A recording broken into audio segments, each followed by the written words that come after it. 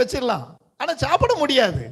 அதுபோல நம்மளோட வாழ்க்கையில இவைகள் இன்ஸ்டன்ட் வசனம். ஒரு வசனம் மட்டும் வாசிச்சுட்டு ஓடுறது, ஒரு அதிகாரம் மட்டும். எப்ப எனக்கு பிடிச்ச வசனம் என்ன, சங்கீதம் 23, 2 நிமிஷத்துல வாசிடலாம், 1 நிமிஷத்துல வாசிடலாம். நீங்கள் அமர்ந்திருந்து நானே தேவன் என்று அறிந்து கொள்ளுங்கள். வேத வசனம் எனக்குள் பொறுமையை உண்டாக்குமாயா?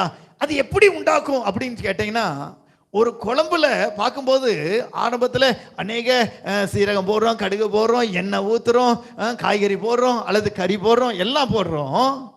ஆனால் தீயை ஹீட்டாக வச்சிடறோம். 3/4 மணி நேரம் 40 நிமிஷம் அதை கிளறி விட்டு கிண்டி விட்டு பதார்த்தப்படுத்தும் போது என்ன நடக்குதுன்னு நமக்கு தெரியல. அந்த நேரங்கள் அதை என்னவா மாற்றிடுது? சுவைகளை தான் மாற்றிடுது. தண்ணியை ஊற்றுறத கிரேவியை மாற்றிடுது, சுவைகளை தான் மாற்றிடுது.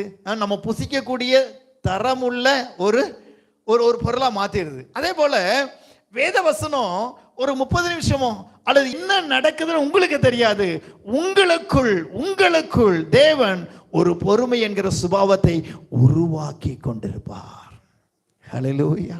வெளியே தெரியாது.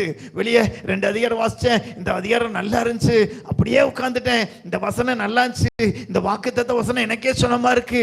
இது எல்லாம் உனக்குள்ள என்ன உண்டாக்குதான்?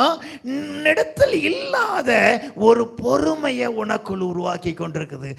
ஏப்ப வேதத்துல அமர விருப்பம் இல்லாம கால் துரிதமா ஓட ஆரம்பிக்கிறியோ. எரேமியா புத்தகத்துல அவர்கள் தங்கள் கால்களை அடக்கிக் கொள்ள விரும்பாமல் அலைய விரும்புகிறார்கள் சொல்றோம். அந்த வேலை இருக்கு, இந்த வேலை இருக்கு, அது பிஸி, இது பிஸி, எல்லா பிஸினாலும் வேதத்துக்கு கொடுக்க வேண்டிய முக்கியத்துவத்தை கொடுக்காம நம்ம அலைய தொடங்கினா நமக்குள்ள ஒரு காரியம் காணப்படும்.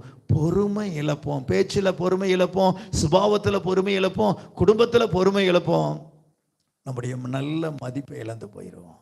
பொறுமை இழந்த அப்படின்னா குடும்பத்தில் ஒருத்தனும் உன்னை மதிக்க மாட்டான், வெளியில் உன்னை மதிக்க மாட்டான். இவன் டென்ஷன் பார்ட்டி, இவன் கத்துவான், இவன் சண்டை போடுவான், இவன் கோவக்காரன் சொல்லி உன்னை விட்டு விலகுவார்கள். மனைவி விலகுவான்,